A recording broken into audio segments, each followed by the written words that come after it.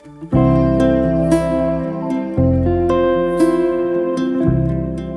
mga sangkap po para maging masarap ang ating kape, una sa pamamagitan ng technology, sa pagproproning, sa pag-maintain ng kape.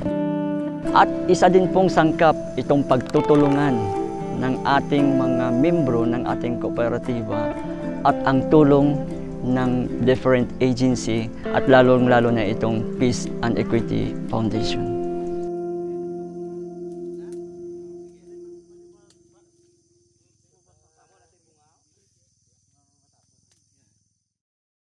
Ako si Crisanto Pascual, chairman sa Kitodak Coffee Growers Agricultural Cooperative, founded by Rinaldo Ustan. Nag-umpisa kini 43 members katong tuig 2014.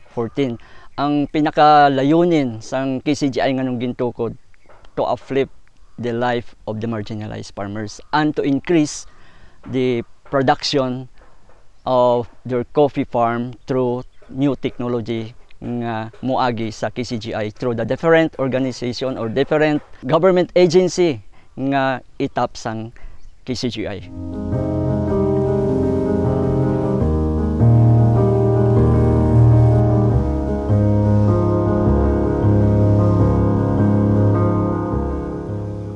Nakilala namon ang Peace and Equity Foundation kasi noon kung baga bata pa ang KCGI, no?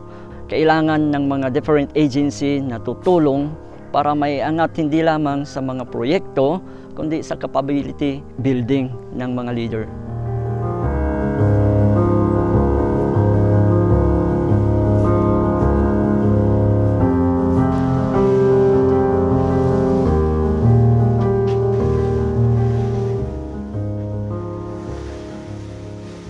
Nakita po ng PF na may opportunity po dito sa area, lalong-lalo na sa coffee commodity.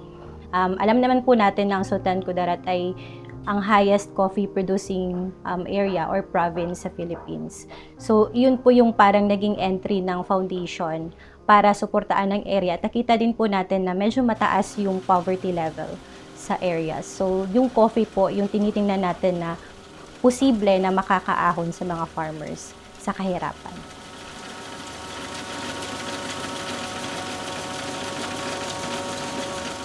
Out of the organizations na nandito, coffee organizations, sila na yung nagko-consolidate ng malalaking volumes that time. Kumbaga meron na silang traction sa local coffee industry. Nakita namin na yung mga leaders nila ay very passionate sa pagtulong sa mga coffee farmers na naghihirap, gusto nila na makaahon sa debt trap and gusto nila mabigyan ng magandang presyo yung mga kape ng mga members nila.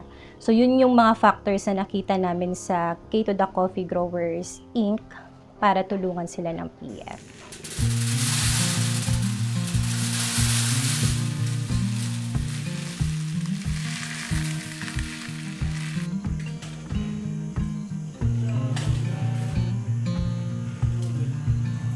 Ang mga naabil namon nga mga assistant halin sa PAF, una, naghatag sila sang damo nga mga trainings para sa pag-develop sa mga leaders nga pareho namon. Kag naghatag pod sila sa mga production loan para sa amon nga kapihan.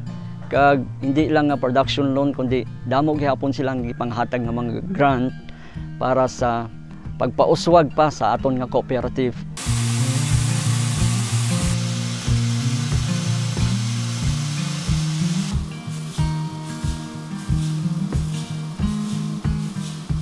Sinuportahan din natin sila sa mga marketing activities nila, no? Pinadala natin sila sa mga Philippine Coffee Expo para ma-showcase nila yung mga products nila and ma-compare din nila kung ano pa yung mga improvement na kailangan nilang gawin sa coffee nila.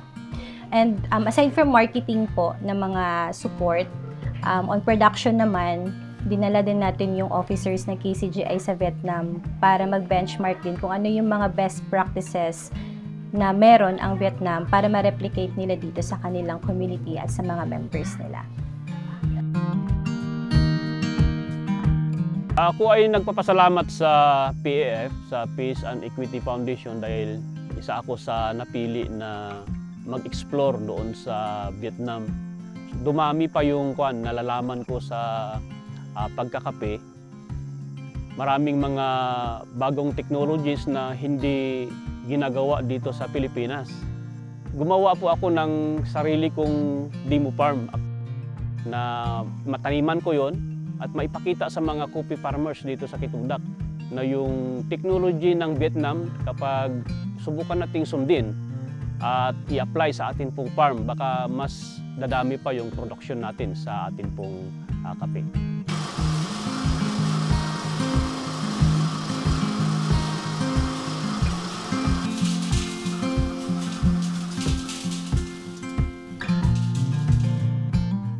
Tumutulong po itong KCGI, lalong-lalo na itong mga cooperative na nasa palibot po natin.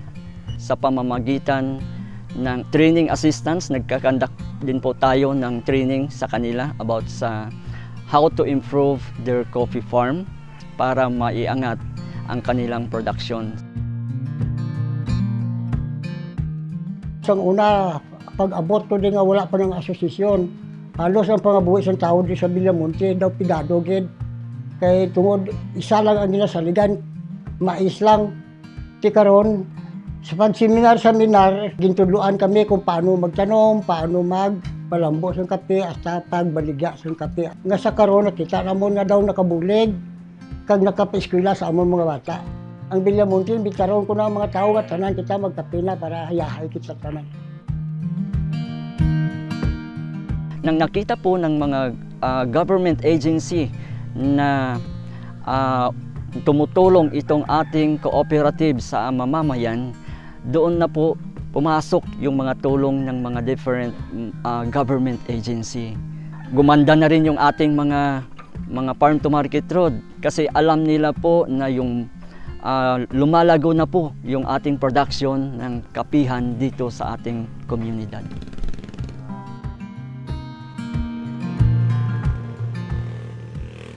KCGI ay isa sa mga organisasyon na masasabi namin trusted sila sa amin. Napaka-aktibo, dynamic yung mga leader nila, at sa pamamagitan ng PEF, I am so thankful bilang municipal agriculturist na pinagkatiwalaan nila itong ating mga small farmers. I could say, PEF serve as a catalyst na kung saan sa kanilang pagsiseminar about how to handle money, how to manage their organization, and we encourage them na hindi lang baka PEF ang darating sa atin kung tayo mapagkatiwalaan. So ako bilang agriculturist, sumasaludo po ako sa PEF na kung saan yun ang daan na magkaroon po sila ng tinatawag nating magandang programa.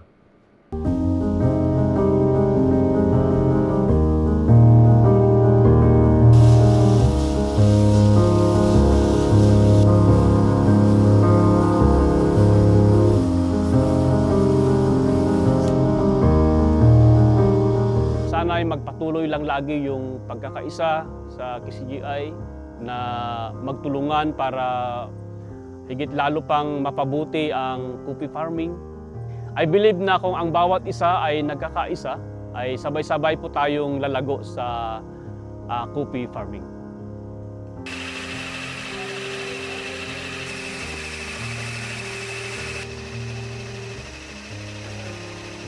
Ipagpatuloy nyo lang po yung nasimulan ninyo since 2013. Although hindi po overnight talaga dumarating yung success sa isang organization, pero kapag pursigido tayo na may maabot at makatulong sa community, sigurado po ako na meron kayong magagandang opportunity pa na maa-unlock in the near future.